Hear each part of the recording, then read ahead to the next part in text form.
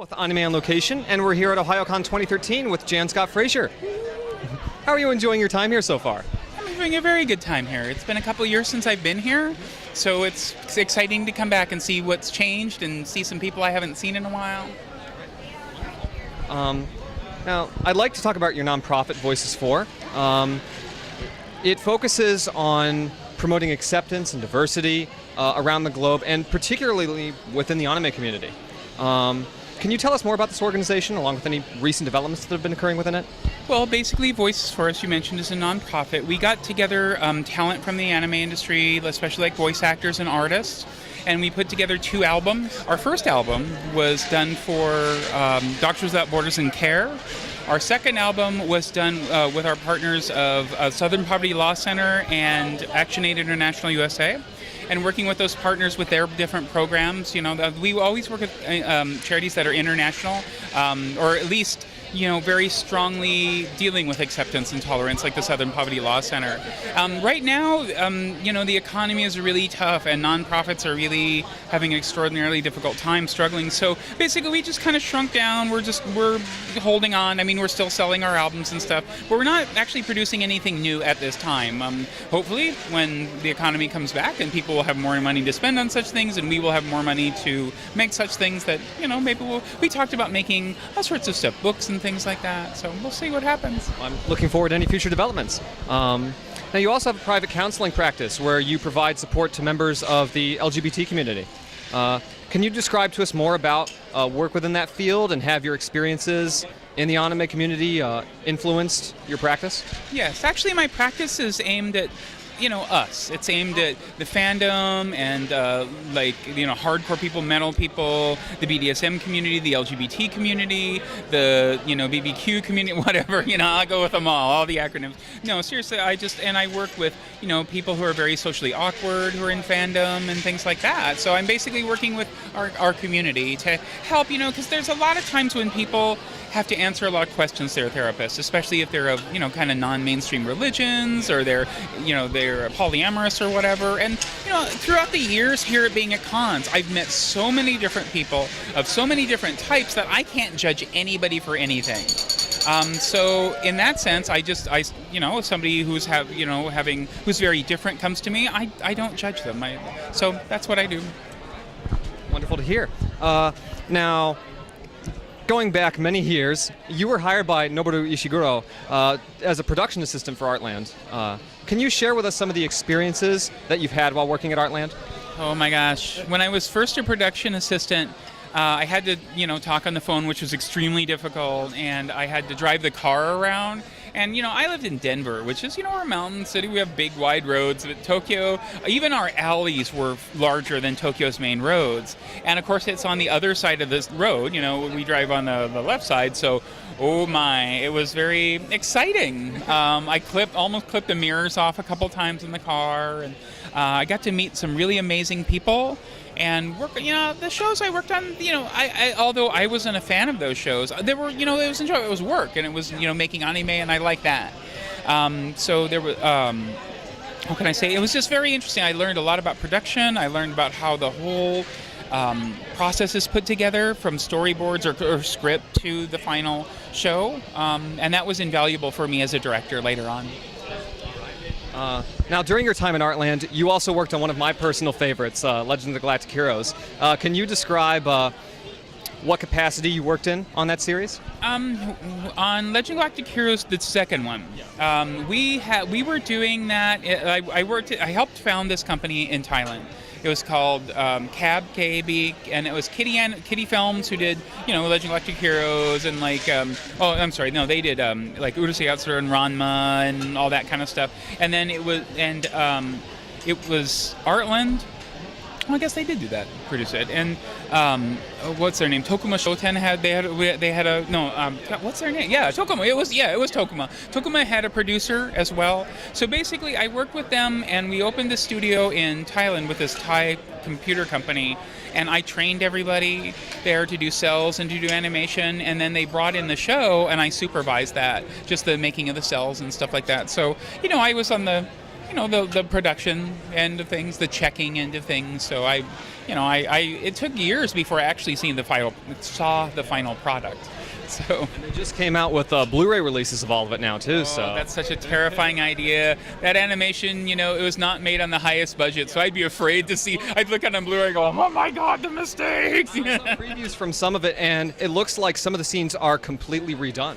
So it looks like it's a combination of the old and the new. Okay, that would be nice, especially in the first series, if they, because they had okay money for the first series. The second one was kind of tough. So if they would have remastered some of that or remade some of that, that would be fantastic, because it's a very interesting story. I should mention one little anecdote. Ishiguro was so funny because, he liked the story and, he was very well known for that, but he didn't like recording it because it was all guys. He's like, I get so tired of listening to men. Where are the women in this show? I want to listen to women's voices. Yeah, it was really funny. All right. Now, as we recently discussed, you founded your own company, Tau Corporation, which worked on programs like Xenocyber and SWAT Cats, which I remember as a little kid. What did you learn from running your own production company compared to working for one? Well, I learned that I don't want to be the president of a company anymore. I just, I love working with people. I like working with teams, but I don't like being I hate being the paycheck person. I hate the way that, and I know this sounds kind of weird and petty, but when I'd see people and all their faces said the same thing. Is this it? And I would look at people who were brilliant, oh my God, and they're like, is this it? And I wish I could pay them twice. And at the same time, I'd look at the people who were not brilliant at all, and they'd be like, is this it? I'm like, I wish I could pay you a third of that, so that kind of thing, working with the management of things. I mean, Voices 4 is one thing because I don't have employees or anything like that, so that's tough. I mean, I liked doing that, but I am so much more of a creative. I'm creative. The creative vision is what I'm really about, and managing not so much. Director, producer, yes, but my mom runs a jewelry business of her own, and the fiscal side of it is something that she absolutely detests. I mean, my counseling practice, it's very simple because I have a client, make this much. It's very simple to track, and then I have my notes. So, I mean, it's all very structured. But when I was running Tao, it was like, oh my God, I had to deal with the taxes in Thailand, which changed every month. And just, it was insane. I like doing it though. I'm glad in fact, some of my old employees hunted me down on Facebook. So I have like 8 or 9 of my old employees who, they're like, oh, we're on Facebook. And they, they're like, happy birthday and all this stuff. They make some interesting comments from time to time. So. Now, in 1994, you also did consulting work for Cambridge Animation Systems for CAD tools used in animation. In the 2 decades that have passed, what changes have you noticed in the methods that anime is produced, and what trends do you see influencing the future? How do you think it's going to turn out? Well, digital animation, of course, has taken over. There aren't really any cells made anymore. It's just too cost prohibitive to make it, which is one of the reasons why we wanted to change. I've noticed a couple things. My intent was to do the 2D animation, and to mix and composite it with some 3D elements maybe, and some background elements maybe, and do all the camera work. I like that because it was the anime that we liked, so that's what we wanted to see. Well, as things have gone along, now they have things with like 3D characters and stuff like that, and I just, to me, the 3D, unless it's highly modified, highly tuned and stuff like that, like a Pixar film or whatever, it looks cold. I don't connect the same with the characters. I would rather see really ugly, silly, simple characters like in old Mobile Suit Gundam, where I could connect to them because I'm an ugly little creepy thing myself, versus these, perfect creatures. And so the 3D is kind of jarring to me in that sense, because when I put 3D in, we timed it to fit the 2D.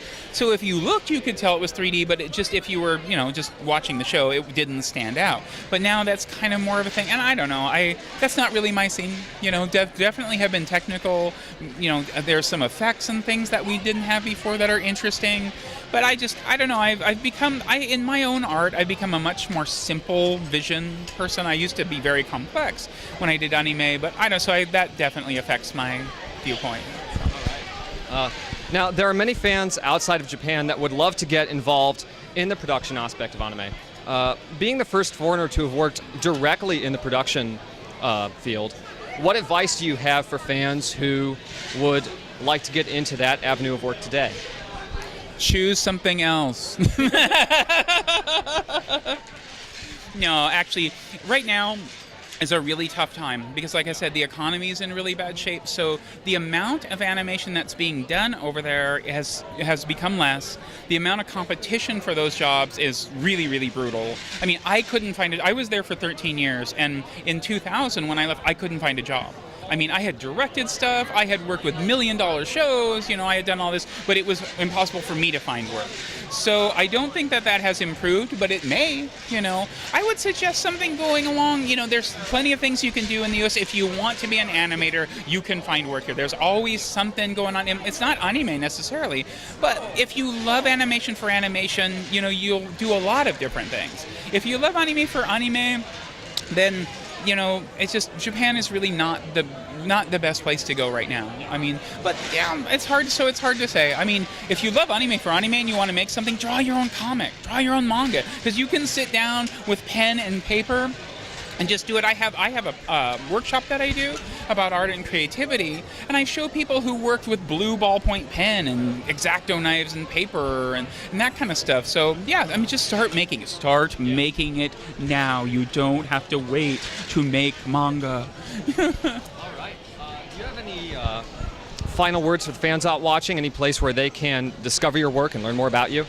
www.janscottfrazier.com, and I'm sure if you're looking at the website, you see the spelling of my name and everything. There's no hyphen in the website. So, and then I have, I have a Facebook page, on my public page, where it says Director, Producer, Entertainer, and I have a Twitter that I never use because it's too, small. So just hit my website, and there's all sorts of other stuff. And Jan Scott-Frazier, everybody, thank you so much for joining us. Thank you.